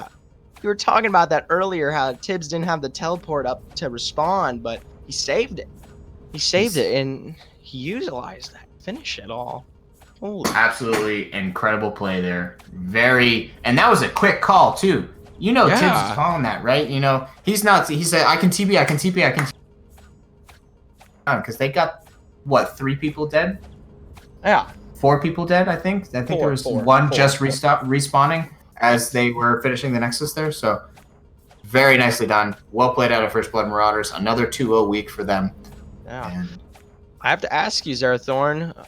Now we got to give a little bit of an interview. And we've got quite the slew of players here on First Blood Marauders. Who in particular do you want to hit this one up? I mean, I got to give it to DTS, man. He played out of his mind. That dude. Look at that. 17-4 on the Akali. 17-4 on Akali, 11-1, I believe, on his previous Kiana game. Dude just took control of mid and walked it down. Wow, just an incredible series from him. Definitely played out of his mind for sure. All right, we're gonna quickly pull him in here to the caster desk real quick. Hello, DTS. Welcome to the caster desk. Giving you a little bit of an interview after such an incredible 2-game series for First Blood Marauders. Yeah, that was a blast, man. It was a 2-0, but it was harder than week 1, for sure. Yeah, we'll agree with you there. So talk me through this.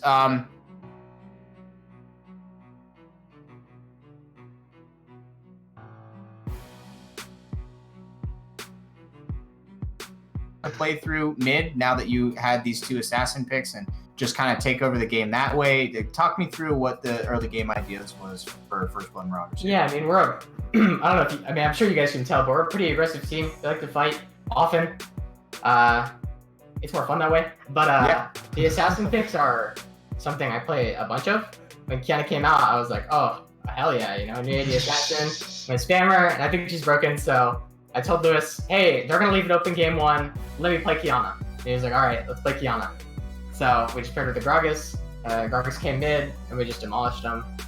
And the Akali and like Aurelia is another one. They're just picks I'll always have in my back pocket. Something I'll bust out and just like pop off on every game. You know, brushing off that picks conversation, especially into game 2 here with the Akali, You completely turned that game on its head in the last 3 minutes. What was the mindset there as you saw No Fear Esports pushing into that mid-wave turret and you're sitting there in your blue jungle just waiting to come over and just absolutely slay? Yeah, I was a little bit worried because our top laner just died. It was like super close 1v1, but we knew Kennen would have to TP, so he wouldn't be there like initially to ult me. So we're like, all right, this is where we mount our defense. Like 45, like we got this for sure. We've won these before. We do this. So I had, like I said, a really good flank. They had no clue, and Mike got such a sick kick onto the Zyra. He gets right in the middle of the team, kicks the Zyra, we instant kill her. I shot over the wall, we kill her, and then Olaf and I believe Kennen chased our Sivir and couldn't kill her, so we kill them. We killed the Draven, and then we chased down Orion, and that was a really exciting end of the game for sure. Yeah, so let's go on to that a little bit. Is Tibbs calling this as you guys are doing this mid lane fight? Like, hey, I can TP when I'm up, I can TP when I'm up. Like, is that backdoor play getting called out while that's all going down? Or was that just a last minute thing? He just decided he was going to TP because everything was, Oriana was the last one up running down mid. Yeah, I don't remember exactly who it was that called it. Those comms are kind of like a blur because everybody's kind of like, yelling like, oh, hell yeah, we want to fight. Like, let's go. Like, I'm sure somebody ended up calling it Tibbs TP'd. I think it might have been Mike, but it could have been Tibbs. We had Tibbs TP, and we just walked down mid and killed the Nexus turrets. Awesome. This Camille does like outrageous damage to turrets with force. Yeah, very true, especially with the true damage passive on this Q. But yeah, go ahead. Looking back at game 1 though, you're pulling through with a Kiana. This is week 2. Kiana just basically came out a few days ago. I don't know if you have a PBE account. Maybe you've gotten a little bit. You do? No, I don't. Oh, okay. PBE. As soon as she went live, I played like 5 games of her on day 1, and I was just feeding my brains out on the champion. I was like, oh my god, this champion sucks. Like I suck so much with this champion. She doesn't do any damage. And then I watched Yasui stream the champion. And I go, holy shit, Kiana's broken. I was like, okay, well, I'll just play like that. So I started playing her more and more. And, yesterday I played like 6-7 games of her. I played a couple games of her today. And she really starts clicking with me, like the combos and once everything comes to, like the ulti especially is just so strong. She just has so much she can do. And I think her kit's maybe a bit overloaded, but she's so fun. I will agree with you. There is a very overloaded kit. Yeah. I will say though, where is the strength in Kiana? I mean, she's a very new champion to the game right now, but from your own personal opinion, where specifically is Kiana really excelling? She does everything that you want an assassin to do really well. So like, her level 1 is pretty poor. Her level 2 and level 3 is when she starts picking up steam. So like, her lane phase is pretty strong. Her trades are nuts with Electrocute. Her roaming is insane with her W passive. You get the move speed when walking through your element. Her burst obviously is just crazy. Yeah. Her split pushing is totally fine because her W, again, the magic damage on hit, she gains attack speed. She just cuts down turrets. Yep. And she just her ulti is such an insane teamfight tool. Like, we didn't get to showcase it in that game, but if we're contesting like Baron or Dragon or something, you throw the ult on the Baron wall and everybody gets stunned in the pit. And it's just a massacre. So you can't start Baron or Dragon versus that champion. She'll just slaughter you all. So I think she does everything an assassin like you would want. It's just so strong, so flexible. Yeah, I wouldn't be surprised to have to see a hot fix here very quickly for that champion. I bet she could get buffed. which is weird because I think she's super broken right now. So after she gets buffed, oh, she's not strong enough. Let's make her even more. Yeah. Especially after teamfight tactics and an amazing board rework. No one's really paying attention to Kiana, so they've gotta amp it up a little bit. Yeah, run rate's pretty low because I think she's kind of a hard champion to get into. But once you get the games, the reps in, she's so fun. All right, well, Z, I think I'm out of questions for GTS. Right. Yeah, I think I'm out of questions too. I just have to say congratulations on an incredibly strong and impressive week 2 victory in this series against No Fear Esports. Thank you for joining us tonight. Collecting my MVP trophy eventually. All right, a little bit arrogant. Hopefully, we'll see. If you keep performing like you did tonight, definitely a chance. All right. Thank you, All right. TTS. Thanks, Thank you. CTS. Appreciate it. And with that, I believe we are finishing up here this stream. Absolutely incredible, Zero. Any last thoughts? Just gotta say, heck of a game 2 coming out of First Blood Marauders there. Really impressive series, and just super exciting games to cast. Glad I could be here tonight. So. Oh yeah. And with that, I believe signing off here, I've been your play-by-play caster Z. And I've been your color caster, Zerathorn. I hope everyone has a great night. Stay tuned. And actually, we still have ABL series. ABL Stream 1 is still live with currently, I believe, Recon 5 versus, I believe, Fish Tacos. That is correct. And it looks like Team Fish Tacos is up 1 game currently. The second game underway. So feel free to head over to the first stream. Check that out. All right. Thank you all, and tune in next week. Or tune in tomorrow. My bad. We've got 2 games. All right.